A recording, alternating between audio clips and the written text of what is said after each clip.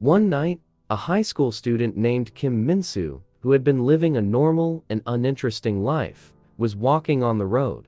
Seeing that the traffic sign is now good for pedestrian crossing, Kim Min-soo decided to cross. But while crossing, he was confused when he heard the large horn of the truck. It was a large truck that approaching Kim Min-soo at a faster rate. But before he was hit by the truck, he suddenly disappeared, and only the school supplies remained in the area. As Kim Min-soo woke up, he was transported in some kind of fantasy world where a city is floating, and there are dragons that exist. At first, he cried a lot and wanted to run away from being burdened by the mission of a hero. But after seeing something that made him hopeful about returning back, he tried to adapt to this world. On the battlefield where tons of people die, he became a warrior who tried to uphold the balance and justice that his comrades talked about. He learned the value of courage and camaraderie, which he didn't know when he was just a normal person. He wants to tell his mom and dad about this, but he knows that they won't understand even if he tells them about this event. He wants to tell his parents that he has become stronger now, facing enemies with his comrades. He also wants to tell them that he already become a reliable person, as he slashes the troll that commands the goblins. He also lost a comrade while fighting. The last message of the magician to him is, "Be sure to win, hero." While fighting, he lost a lot, but he also gained a lot. But he has pulled it through more than he has fallen. Finally, the end of this journey is in sight. His comrades ask him if he is ready. Then Kim Min-soo opens the gate to the place where the Demon King stays. He looks at his comrades, smiling. He wishes that they will pray for him so that the Demon King can be defeated, and he can return to his daily life. His wish is to see his parents when he returns and live his normal life. He faces the final hurdle in this adventure, the Demon King, who is like an Asura that has 6 arms. After that, Kim Min-soo defeated the Demon King. Many people greeted him as their hero returned to the capital. A feast has been held, and everyone wants to cheer for the hero. Everyone was so happy about the victory. The dwarf comrade of Kim Min-soo was so happy drinking the liquor, saying that the capital's liquor tasted different. On the other hand, Kim Min-soo is like a gloomy empty shell who doesn't show signs of happiness. His martial artist comrade asks him, "Do you have any other thoughts about staying in this place?" The fairy added, "That is right. You don't have to go back, do you?" The priestess told them, "You all know how much he has missed his hometown. Don't say things like that." Everyone was sad, but they only could agree to it. The priestess grabbed the hand of Kim Min-soo, and she told their comrade, "Let's just pray in hopes of a good future for the hero. That is just as much as he saved us. A gracious and blessed life shall await him." Then they cheers for Min-soo, wishing him the best. 3 weeks later, at the Seoul Gangzeo district, Kim Min-soo was in the middle of the road and looked so gloomy that the world had forsaken him. All he wants to say is, "Priestess, you were wrong. I might have saved the world, but I couldn't save myself." That day when he returned, he hurriedly used the key card to greet and meet his parents. But when he returned home, he met a guy who became the new owner of their house. During the 8 months that he was gone, he heard that his mother died in a hit and run while handing out flyers, saying that Kim Min-soo couldn't have left their house. After his mother's death, his father, who blamed himself for being unable to protect his family, committed suicide. In the end, the death of Kim Min-soo's father became a newspaper issue, and his missing person report was stuck at the end of the news story. Min-soo only looked at the remains of his parents and cried, blaming himself for everything that happened. The police classified him as a missing teenager, and his school had him expelled. In the principal's office, the principal nags him, "How dare you ask boldly for your expulsion to be cancelled? If you want to atone for your sin against your parents, get ready for the qualification exam. Get a grip and live properly, you punk." While everyone has forsaken him, he only listens as his face becomes sadder and sadder. He also became the guy who didn't fit in with his friends. One of his friends approaches him and tells him sorry that they cannot be friends anymore because his mom said that he should not meet and make friends with Kim Min-soo anymore. For Kim Min-soo, no one truly wanted to help him at all. In the house of his uncle, he only receives a beating. He became a child who was considered a nuisance to his parents. His uncle beat him and shouted, "My younger sibling died because of you. Are you even a human? Where in the world did you go? You couldn't even give your parents a call, allowing them to die." His cousin, who was also in there, told him to leave. She said, "If you don't want to receive this kind of treatment again, leave and never come back. You're the reason our family has gone to a complete mess as well." Because he was an outcast in their home, he only slept in the park. Kim Min-soo lives in an average family, so they don't have money left. When he picks the money in his pocket, only a few won and coins remain. It wasn't money that he didn't have. He had no family, no degree, and no social life. For him, there was no me here either. In the middle of the road, he cried and asked, "What is this? Is this a dream? Is this just an awful nightmare?" He said, "I have saved the world. I saved the lives of so many people. The moment they needed me, risked my life to protect them and come back. But why was I deserted?" Only one trigger, and Kim Min-soo will be going to explode, seeing that he lost everything and was also forsaken by anyone who shattered all of his hope. Then a large man who has a body like Hulk suddenly bumps into a crying Kim Min-soo. The large guy got angry and told him, "What the fake? Why the fake are you standing in the middle of the street?" But Kim Min-soo doesn't say anything and continues standing there. The large guy even flicks him up while laughing, thinking that Kim Min-soo wants a beating. His girlfriend was laughing and said, "You're starting something again. Stop it, he looks like a loser already." The big guy stops teasing him and goes to his girlfriend, and he says, "Consider yourself lucky. I'm gonna let you go since my girlfriend finds this funny." Then the dark, gloomy Kim Min-soo looked at him and asked, "Why aren't you sad? Are you not sad because you didn't save the world?" The big fella got angry and said, "What is this fisheye saying?" Then Kim Min-soo cried a lot more, and he said, "I remember what I wanted to do. I want everyone to feel the same as I do." The big fella got angrier hearing what Kim Min-soo said. He grabbed Min-soo's head and said, "What is this faking middle school sheet mumbling? Want your mouth torn open?" Kim Min-soo called his sword, and he said, "Answer my call, Sword of Durant." Seeing that Kim Min-soo acting like a main character in a movie, the girl laughs and called him a retard that is being immersed in his main character syndrome. While the girl is laughing so hard, the large sword of Kim Min-soo falls off to the sky and crashes into the big fella. Only his hand remains from the impact and stumbles near his girl. Seeing that the blood of her boyfriend splashed on her, she shouted in fear. As the armor, one by one engraved in the body of Min-soo, he wipes his tears and says, "That is right. Be sad. It's unfair if I'm the only one who's sad. I'm the hero. I should be the last person who is sad." He shouted, "I should be rewarded." Then he grabbed his sword and swung it around him. All of the people, infrastructures, and cars were eradicated by that strong attack. The attack started with a small explosion. Then it became a large explosion like a nuclear bomb, continuously engulfing the whole place. He is asking, the hero who saved the world finishes his mission, and they live happily ever after. Is that how it is supposed to end? But the hero destroyed everything. In an instant, the Seoul City, Gangzhou district evaporated and nothing was left. The huge explosion was broadcast all over the country, and some other hero returners also watched the news, seeing one who likes them create a large mess. After the long battle of monsters, Kim Min-soo together with his comrades camp out to rest. But the elf archer wakes up and says, "I'm hungry, so let us think of something to eat." Then Kim Min-soo replied, "If we think about something to eat, then won't it make us more hungrier?" Then the dwarf called Min-soo and he said, "Hero, why don't you start? I'm curious what sort of foods are there in your world."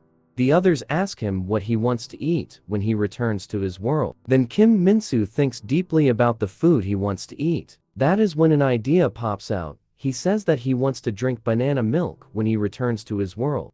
The dwarf said, "How can we suppose to understand if you just say it like that? You have to describe how it tastes and how it looks." Kim Min-soo replied, "It is not some special food or anything, but a beverage, a milk that tastes like fruits." How it looks like? Let's see. He describes it as something that has a small neck and wide body, and it is all enclosed in a small bottle. The elf tried to imagine the description. She said, "Small neck and wide body, isn't that a dwarf?" The dwarf shouted, "This is discrimination." Hearing that, everyone laughed until their stomach hurts from laughing. Going back to the main story, the place was in chaos as everything was destroyed. No human being was seen in sight. Kim Min-soo was roaming around the place, and he stumbled upon the banana milk. But for him, it was already too late, and he stumped down the banana milk. The outcome of the first operation to reclaim the capital from Kim Min-soo is a complete annihilation. All the generals and the prime minister assembled in the temporary ministry of the National Defense Headquarters. A report on the radio had said that the general who assumed the position of the command and other soldiers had been killed in action. The capital defense troops that had been deployed were all died. The prime minister shouted, "What are you saying? It hasn't been an hour since the operation started." One of the generals suggested that maybe they could drop some nuke on that thing. But the other general protested and told them that they didn't have a full grasp of how the situation with the evacuation was proceeding, and that talking about nuke should be the last resort. Then the meeting room was full of discussion, suggestions, and debate from the generals exchanging the plans, but they could not decide, since they hadn't fully grasped the situation. Then the National Intelligence Service counter-terrorism team leader, N Ye-ji, suddenly intruded on their discussion and said, "This is why I called for the cancellation of the operation, you useless geezers. Isn't it the basis of a strategy to know your enemy before fighting them?" The general got angry and shouted, "Why is a mere team leader talking about strategy in front of us generals? Why is a low rank even in this conference meant for the executive? Even if she is the staff in charge, there is a limit to how a low rank can be brought here." And Ye-ji smashed the table and shouted back, "If you had ordered the troops to protect the civilians, then you would able to protect the remaining forces at least. Why are you deploying the troops to that unidentified disaster of humanity and infuriating it?" She added, "Didn't the National Intelligence Service tell you to wait until they figure out what that bastard is? Why aren't you calmly preparing countermeasures by calculating that thing's travel speed?" The general shouted, "You crazy girl. You dare talk to me like that? Get out of here right now." And Ye-ji angrily leaves the conference room. Her secretary asks, "Why are you already out of the conference? Did you lose your cool again?" And Ye-ji replied, "I can't throw a single word through those geezers. And shut up and just follow me to the rooftop." And Ye-ji asks, "The document you gave me, what is this?" The secretary told her that it was the identity of the person in armor. The secretary told him that he was the high schooler who had suddenly gone missing about a year ago, and then found to have returned back recently. And Ye-ji asks, "Is this some kind of a fantasy novel? Do you think it makes any sense?" The secretary told her that was the result of the analysis of all the CCTV in the area. Then Ye-ji said, "So you are saying that it was a high schooler like him," referring to the high schooler who was approaching. Then she starts to question why is a high schooler here at the Ministry of the National Defense Headquarters. Then the young man approaches the military guards and casts an ice spell that binds one of the soldiers. He also casts another earth spell where vines suddenly pop out of the ground, binding all of the guarding soldiers. As a threatening individual, all of the soldiers surrounded him, aiming their weapons at him. If he did unnecessary actions, they will shot him. He raised his hand, acting like he had no intention to cause harm, and he said, "Hello everyone. I am the returned hero, Jin Yu-sung."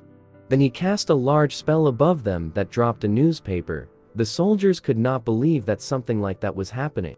Jin Yu-sung grabbed one of the newspapers. The headline talked about the mysterious terrorist who destroyed the whole of the city. Then he told everyone, "I will kill this bastard for you, so let us make a deal." After that, Jin Yu-sung was brought to the temporary Ministry of the National Defense Underground Interrogation Room B, guarded with full security. While he was in the interrogation room, he cast a spell that cut and mixed the coffee for him.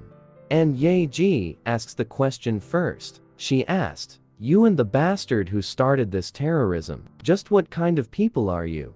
Yu-sung replied, "Let's say we are heroes who returned after each one of us saved different worlds. However, the difference is that the one who started the terrorism went insane, and I'm perfectly sane." Ye-ji was confused, so she asked, "Those are all words you can find in a novel. Could you explain it properly without those kinds of ridiculous claims?" Yu-sung replied, "Do you really hope to logically understand those who can destroy cities with their sword and shoot magic out of their hands? I thought you would be able to understand us, since you look quite young." He added, "It is the typical introduction of a fantasy novel. An ordinary student goes to the other world for unknown reasons and obtains the ability to save the world." Looking at Yu-sung, Ye-ji concluded that this high schooler seemed like he didn't lie about this story, but it is completely beyond the realm of logic that there is no point in asking for the authenticity of these claims. Ye-ji points the pen on him and asks another question. "What is your reason for invading the Ministry of National Defense?" Yu-sung responded, "I told you already, to kill that bastard who captured the city. I came here to tell you that fact." Then Ye-ji asks again, "But why did you have to come here to declare that? You could have gone there alone and quietly killed him." Hearing that made Yu-sung happy, and then he clapped his hand and told her that it was a productive question that I was waiting for. Then he uses magic that uncuffs himself, which makes the soldiers who are guarding to be alerted, but Ye-ji tells them to put down the guns. He uses magic to get a paper in his dimensional space magic and tells them to calm down because he was just trying to pull up a document. He said that it was a contract for the reward he would receive as the price for killing the rampaging hero. He added, "I decided to stop acting like an idiot who saves the world without reward."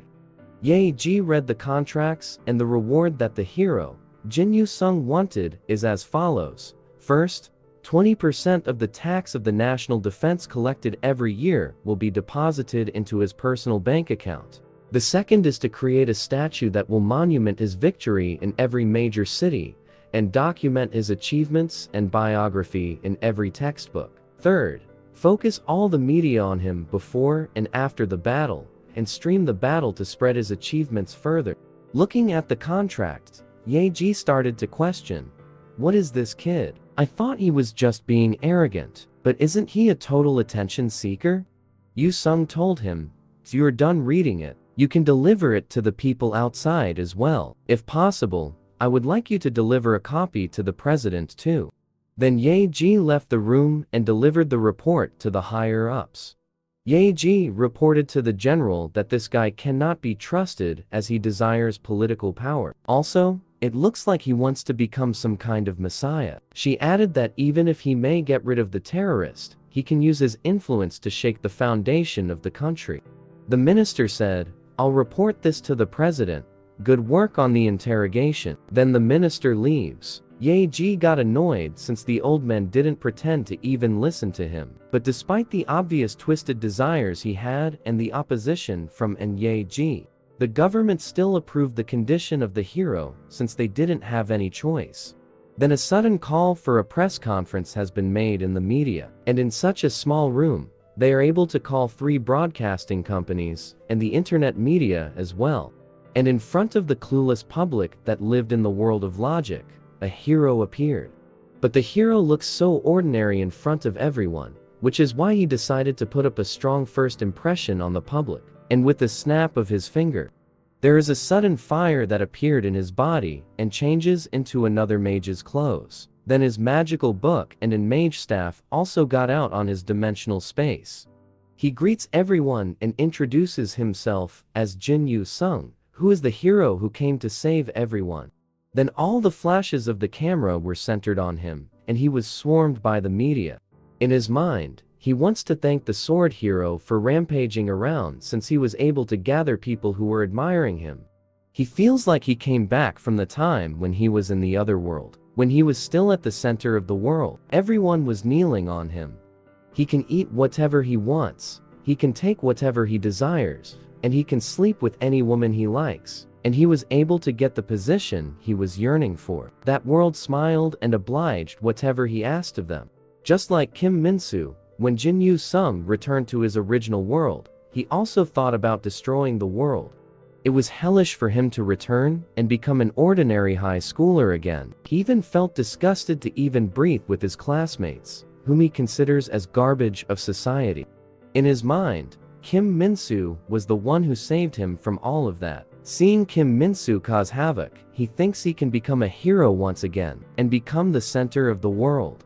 After the existence of the hero was officially recognized by the government, and the hero who declared to save the world appeared, the whole nation was swept by madness. Those who lost their family praised Jin Yu-sung for acting as their revenger. The refugees who lost their homes, and the people who were backed up into the corner due to monetary issues called Jin Yu-sung their savior. Rallies were assembled to cheer for him around the world, and even some prayed for him like their messiah. Social media was used to propagate his heroic appearance and his false sense of justice. It was also used to label the intellectuals who questioned the hero as terrorists and left negative comments about them. Finally, in the midst of all the chaos, the promised day came. While looking at his phone, Jin Yu-sung felt good as he became the center of the world. Seeing most of the posts are praising him, the agent said to him that if he wanted to maintain this attention, he needed to win. Yu-sung told the agent, "Even though I may look ordinary, I have attained unexplored magic that is beyond the 12th circle. Someone who just swings a large sword at best has no chance of defeating me. Just tell the president to prepare the befitting medal for me." The agent told him that they could only take him to a 1.5-kilometer radius from Kim Min-soo. That is only the nearest they can go. Then Yu-sung leaves the car and bids his goodbye. A lot of drones were released to live cast their battle, the battle of the hero and the fallen hero who goes on a rampage. Students are cheering for his victory while adults are praying for the safety of their hero. Now, as Yu-sung approaches Kim Min-soo, that battle between the sword and magic is about to start. Like Doctor Strange, Yu-sung cast his spell and do his stance, and he shouted at Kim Min-soo, "Then, let's get started." Like Kim Min-soo, Jin Yu-sung was also transported to another world. But the ones who welcomed Jin Yu-sung into another world were magic tower masters. The reason why the other worlds summon a hero isn't simply because the heroes were powerful. The real reason is that the hero, who was another worldly being to them, was able to ignore the rules of that world. The magic tower master could not believe how Jin Yu-sung was able to cast magic circles continuously like it was just a piece of cake. As he creates many layers of magic circles, he told the tower masters, "All of your thoughts are old-fashioned. Instead of thinking about making new magic circles with your useless abilities, just pile the existing magic circles on top of each other." Going back to the present fight, Yu-sung casted a spell that creates a falling meteorite on Kim Min-soo. Then he moves backward to put up a distance to enable him to cast more spells that are out of reach of Kim Min-soo. He took off his magical staff in the dimensional magic space he had and cast a spell he called Ventus, casting 20 12th circle magic circles. Followed up by another spell called Terra and Aqua, casting 13 12th circle magic circles each. But Kim Min-soo just looks at him, unbothered by the large number of magical circles he is casting. Looking at Kim Min-soo, just standing his ground, in his mind, looks like he still doesn't have any sense of crisis. Are there no mages in that guy's world? Well, that is better for me. I will end you quickly. Then Jin Yu-sung cast another spell that would be his ultimate skill. He cast a total of 63 layers of magic circles that are as tall as large buildings. Then with a hand sign, he compressed all 63 layers of magic circles. The 63 layers of magic circles transformed into one magic circle, and he called it as Circle Magic Circle Light Creation. But Kim Min-soo was unbothered by that large magic circle and continued to walk towards Jin Yu-sung. The light magic was compressed like a laser, and he aimed it at Kim Min-soo. Then, with just one bang, the magic circle was shattered, and a laser beam was approaching Kim Min-soo. But Kim Min-soo was not even affected by that spell, walking like it was just a spell of an ant. Then the light beam was centered in his direction, approaching to hit and burst down. As the light beam was released on Kim Min-soo, The whole place was like a star that had exploded. The whole district was destroyed in an instant and created a large impact on the place.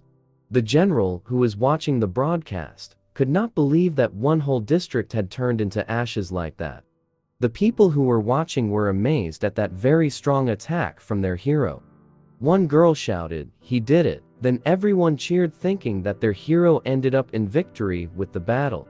While the agent who was watching the broadcast was somewhat problematic, and he is planning to create the estimated cost of the reconstruction of the place again. In just one spell of the hero of sorcery, Jin Yu-sung, it cost the evaporation of one district, and a large crater was created in the process. Jin Yu-sung, who looks from afar, said, "Oops, I used more firepower than necessary and blew up too many buildings. What should I do once I get the money? Where should I use it so that the rumors will spread that I put the money to good use?" Then Jin Yu-sung called the agent that the job was done. He said he wanted them to pick him up since he was too lazy to walk back on his own. That is when he heard the voice of Kim Min-soo. He said, "So there were other heroes aside from me." When he looked at Kim Min-soo, he was shocked as he saw that there was a skill that protects him from everything, a deity that covers his body from taking damage. Light of creation that was cast by Jin Yu-sung is a magic that can't even be calculated in the bounds of circles. Though its range is much smaller compared to the other 12th circle magic, it still has the firepower to completely evaporate the targeted area. Because of being annoyed that his spell didn't work, he throws the radio and Jin Yu-sung says, "It doesn't even make sense for you to be completely unscathed." After that attack, Kim Min-soo took a sword stance, aiming at the magic hero, and he then asked, "But what are you smiling for? Are you not sad despite being a hero?" Then he slashes Kim Yu-sung, and that attack approaches Yu-sung at a faster rate. Yu-sung knows that attack is so strong, and even if he puts up a defensive barrier, it still won't block the attack, but it will pierce through. That is why he decided to raise the terrain itself to avoid being cut. So he cast a magic called 11th Circle Magic Earthquake that raises the surface land. The strong slash cut down anything it was able to hit, but thanks to the elevated terrain, Yu-sung was able to avoid the attack. Then Yu-sung jumped as the bridge was torn into pieces, but while falling, he cast another spell to attack Kim Min-soo. He shouted at Kim Min-soo, "Why else should I be smiling? I'm smiling because I will kill you, and I will become the hero in this world again." Then Jin Yu-sung cast a fireball and attacked Kim Min-soo, who did not even flinch from the attack. Bro is the unbothered king. He looked at the sword hero and shouted, "Kim Min-soo, die for my sake." Looking back on the past, in school, Jin Yu-sung was just an ordinary student. But as he looked out the window, he could tell that his life was boring. He is sick and tired of being ordinary. While walking down the road, his friends were so happy talking with one another. But on the other hand, Yu-sung was so annoyed with his ordinary friend. On the road, a luxurious race car passed by, and his friends got excited, pointing at the car, and the others were taking pictures of it. That is when Jin Yu-sung realized that everyone wants to live a beautiful and extravagant life. Looking at the man who is picking up carton boxes, he can now conclude that no one wants to live this life in dim and poverty. He was thinking, "I don't wish to lead a life like that. I desire a life of luxury, a life filled with urgency. The idea of becoming a no-name figure in this world frightens me." That was what he was thinking. But what saddens him the most is that he doesn't have anything special. The average good and diligent parents, the average grades, the average athletic ability, the average friendship. And what added more to his anger is that he only has an average talent. He doesn't stand out. Jin Yu-sung would rather die than live like that. The ordinary and peaceful life is driving him insane. He kneeled, begged, and shouted, "I don't want to live like this." He cried more and shouted, "I don't want to be dimly forgotten without leaving any trace. I don't want to disappear from this world without even knowing my reason for being born. Anything is fine. Give me an opportunity to make myself shine." That is when a magic circle appeared while he was in his depressing state. The magic that transported him gave him the hope to stand up again. Going back to the main story, the fireball was cast and was able to land on the place where Kim Min-soo was standing, creating large explosions, but after the fireball hit, no trace of Kim Min-soo was found in that area. Kim Min-soo was able to parry down the fireball of Yu-sung with just a small slash from his great sword. Before Kim Min-soo was able to gain his ground, Yu-sung cast another spell, and magic circles suddenly appeared on the place where the sword hero was standing. The magic circle created a large tornado of fire, and he called this spell as 12th Circle Ignis Magic Circle, a hellfire with a followed chant Magic Circle Hell's Filler. But Kim Min-soo was still unaffected by that large hellfire. He just jumped out of it and rushed towards Yu-sung to slice him down. But before Kim Min-soo even comes close to him, he casts another spell called Ice Age, which frost Kim Min-soo in an instant, making him fall to the ground. Seeing that Kim Min-soo was able to break down the ice and stand still on his knees from being frozen, he cast another spell that summoned Phoenix. Kim Min-soo just swings his sword so that the Phoenix cannot reach him and so he can defend himself. On the other hand, while Jin Yu-sung was casting a spell, he felt like his heart could burst. He felt like he could cry anytime, as he could hear the people cheering from far away. To lessen the risk of being hit by Kim Min-soo, he only plans to maintain the distance between them and continue to fire off his magic.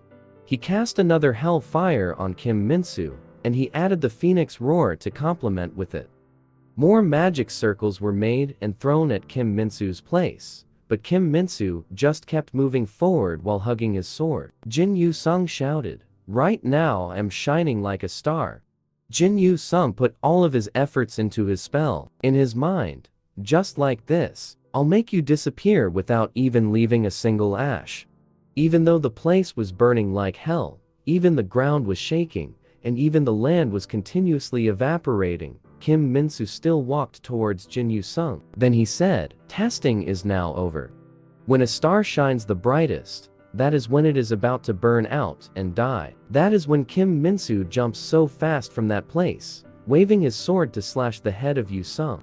In an instant, Yu-sung was slashed by Kim Min-soo. Because of the speed and the precision of the slash, there is no trace of the attack. The only thing that could be seen was that Kim Min-soo had passed by Jin Yu-sung. In an instant, Yu-sung could not say anything, and he was confused about what had happened exactly. That is when Yu-sung's head slowly falls down to the ground. Kim Min-soo continuously walks down the path of destruction that he chose and leaves the headless corpse of Jin Yu-sung on the ground. The normal citizen who was watching was holding their head, seeing their hero defeated like that easily. Even the generals don't know what to do, as the hero whom they put their faith for the country was sacrificed just like that. The people got panicked and a stampede has been made. One man shouted, "It's all over now. The evacuation. We have to run away again." Everyone was pushing with one another while leaving that area. On the other hand, An Ye-ji was talking to the hero of S.H.I.E.L.D. named Yu-sun Hwa. She was negotiating with her to get her approval to become one of the heroes to fight the sword hero. Yu-sun Hwa agreed in exchange that the government would protect her family. After the approval, An Ye-ji stood up and said to her, "Since we are finished with the formalities, don't make a face like that as if you were going to die. As an adult, I won't ever let that happen." That is when her secretary hurriedly called her senior and told her, "I tried to convince them that we were looking for other heroes, but ultimately the ministry had dispatched the hero of sorcery as planned." Hearing that, An Ye-ji rushed towards the car and told them that they needed to go to the temporary Ministry of the National Defense Headquarters. And Ye-ji looked at her phone, and the breaking news stated that the hero Jin Yu-sung was killed in action after the fight with Kim Min-soo. That made Ye-ji angry. She called the ministry director Kim and shouted at the phone, "Operation Hero of Sorcery, I requested you to put that on hold. I reported it to you already that I have confirmed the existence of the other heroes with the reveal of Jin Yu-sung." She added, "We could have recruited them and killed Kim Min-soo in one go." Ministry Director Kim replied, "In any case, are you so fired up because the hero Jin Yu-sung you worked hard to recruit died? Say what you want slowly, Team Leader N. Team Leader N Ye-ji told him, besides the whole issue regarding Jin Yu-sung, promise me this, that you will never send the kids one by one, that you will never gamble with their lives.